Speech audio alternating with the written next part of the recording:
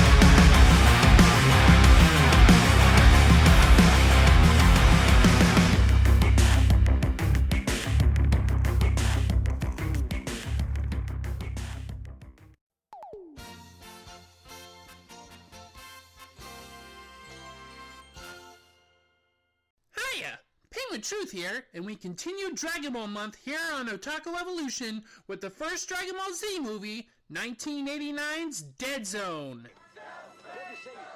Hey, thanks very much for coming. Good.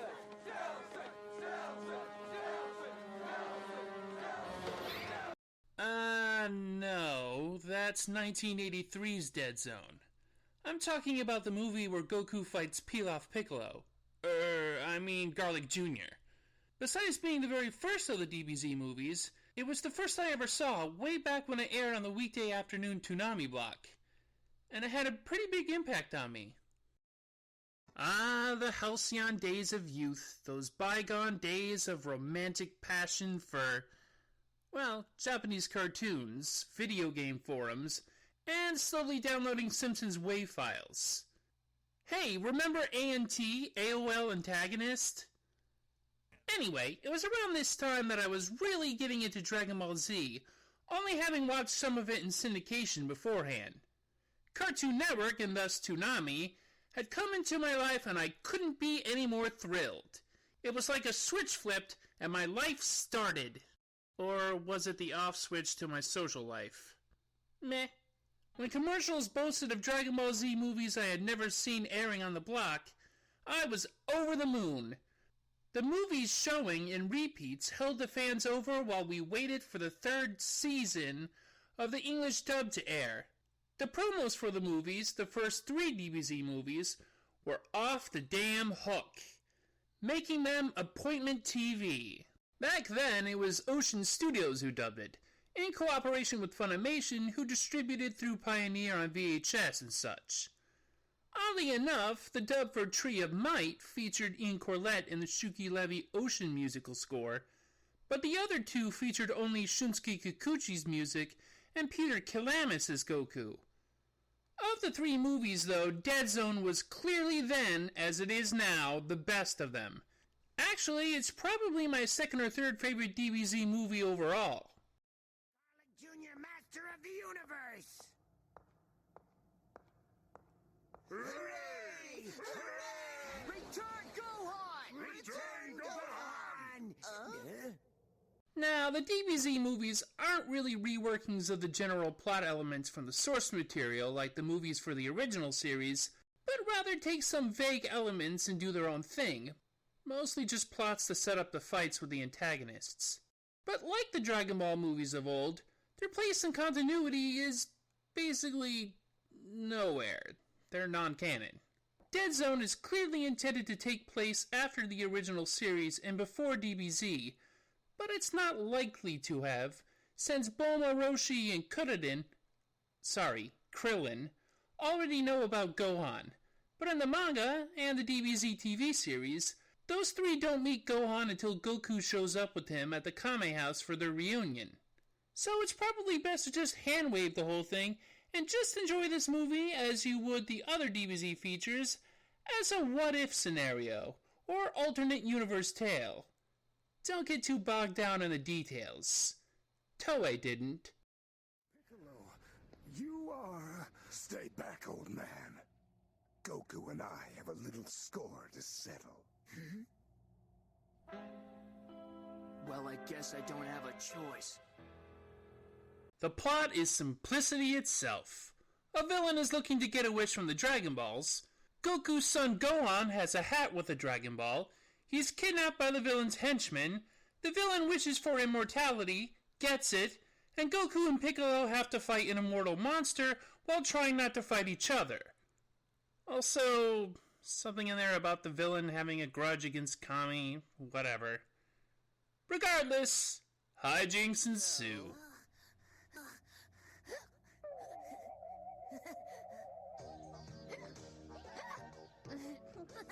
Hey, wait! Stop! Come back here! Wait!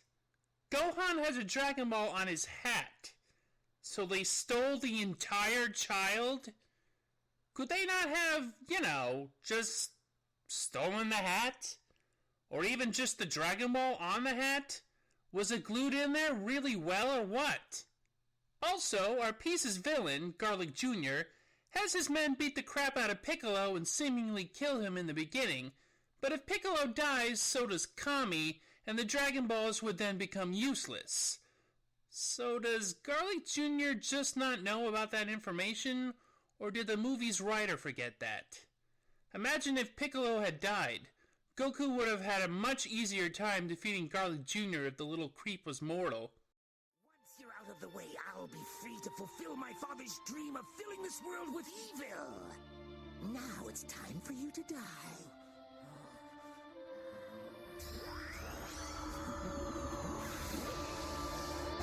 Some weird logic aside, there's a lot to appreciate about this feature.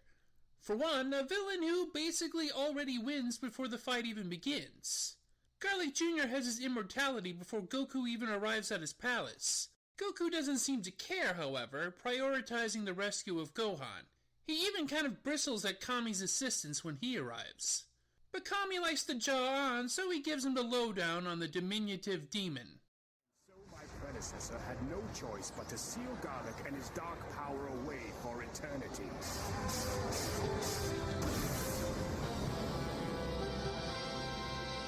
Your father vowed that within 300 years he would have his revenge. Even if he had told me then, I never would have believed that he would be so tenacious as to seek revenge through his only son. I so love that sequence. The style of art and animation really works well with a dark story of a jealous monster attempting an uprising out of vengeance, only to be punished for his hubris. The fight scenes in this are fantastic too. They have a sense of speed and impact to them. There's not a lot of reliance on key beams for most of them. It really feels like late original Dragon Ball TV. Though Goku and Piccolo's battle with Garlic Jr. seems to be more similar to their bout with Raditz in DBZ proper, at least thematically. Goku's movements and facial expressions while fighting Garlic Jr.'s henchmen have him at some of his most energetic moments in the franchise. You get a real sense of emotion from him, unlike some of the stiffer designs of the later periods. It gives the combat a sense of reality, even if what you're seeing defies reason. I mean, look, he's even using Yoibo. When was the last time you saw Goku using Yoibo? Probably right here. Or I guess that 10th anniversary Dragon Ball movie. It also helps that the action takes place in a gloriously creepy yet gorgeous castle. Something that seems both surreal but believably old and storied. And above it, the sky has this eerie orange-red glow to it. It's one of my favorite settings in the entirety of Dragon Ball.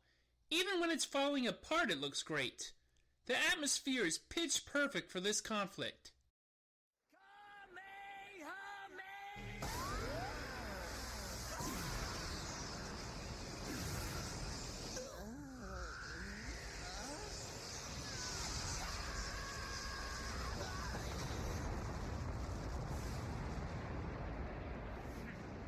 There's also a bit of humor in the movie, mostly revolving around Gohan's reaction to eating some kind of drug fruit. And of course, the butt of the joke ends up being poor Kuririn, who gets the Trump special. Goku's bald buddy suffers a lot in the DBZ movies. It's not the funniest DB has ever been, but it's pretty amusing and at least gives Gohan a reason to not actively participate in the plot until the end. But when he does,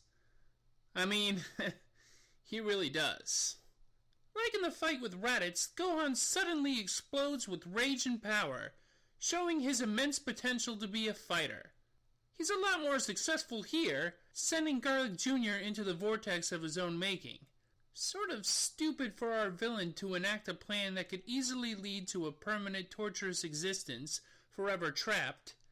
But I guess like father, like son, the Garlics weren't big on foresight.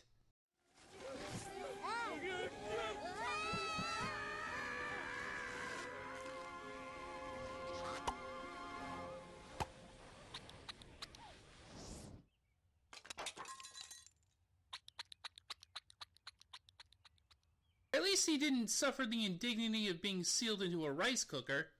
One of the elements that drew me into this movie and really made me appreciate the original Japanese version of the first two Dragon Ball shows, even through this dubbed version, is, of course, the music.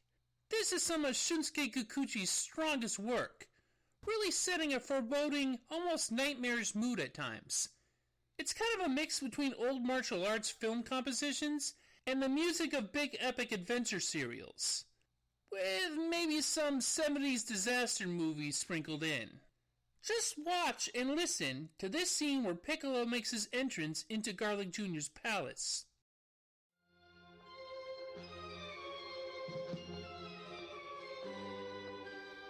Piccolo! Piccolo!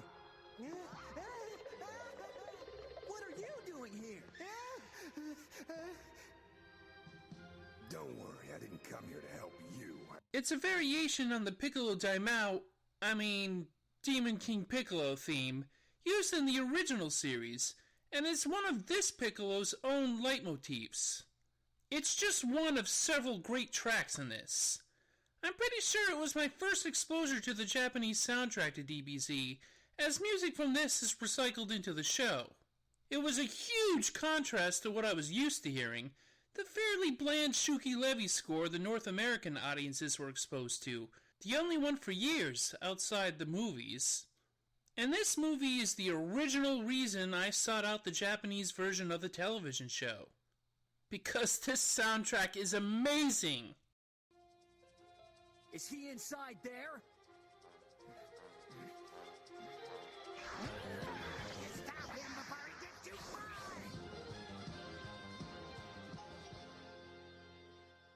I think if this movie has any kind of theme, it's about legacies and fathers and sons.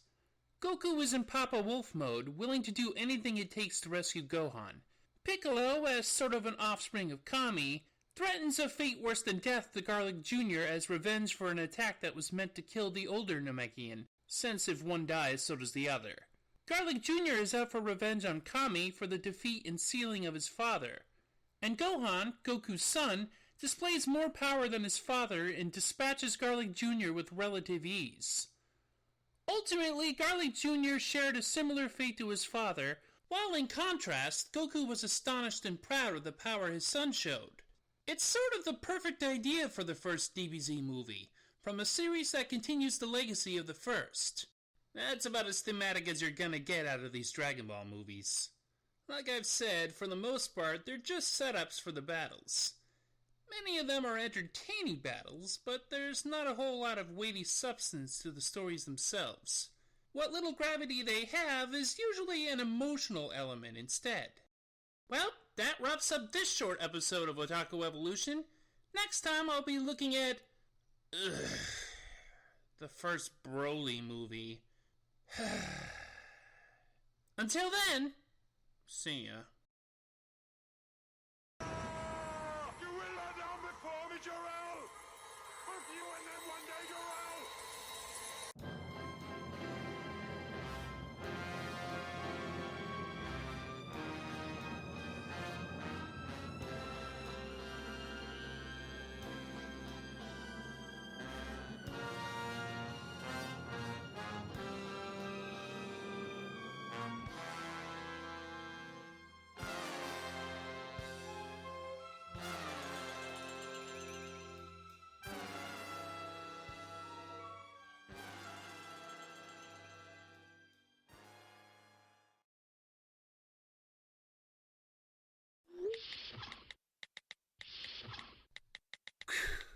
Don't you have someplace else to be?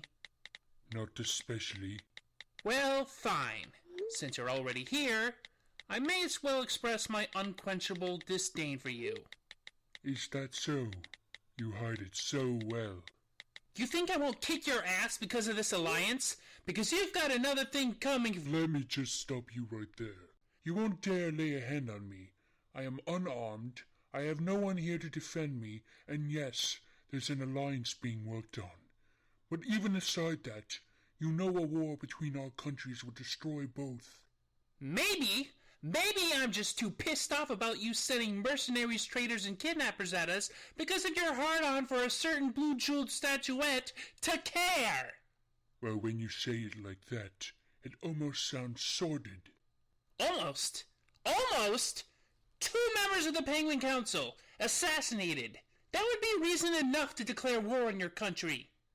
I might have been overzealous. However, you've known where my mercenary is staying for years now, and he comes and goes as he pleases. I wonder, why is it that you hesitate to arrest him? He might even shed some light on my own activities. Unless... We were hoping he'd lead us to you. Perhaps you should have thought of that when your sovereign released him. I assume you have an intelligence apparatus. Who knows how many people he's killed since? People whose lives you could have saved. Don't moralize to me. You were his employer. I haven't a clue what you mean. He was working freelance, just like that Nisette girl. They both seem more effective than your so-called sheiking. Keep her name out of your mouth, you condescending bastard!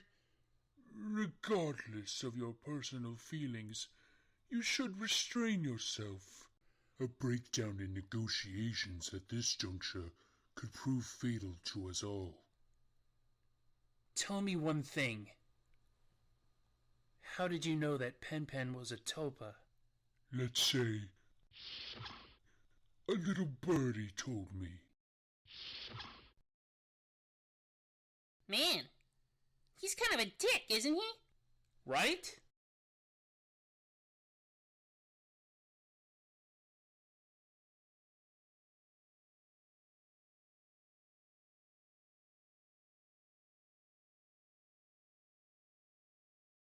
You're not the voice of the people. I am the voice of the people. The people speak through me, not you.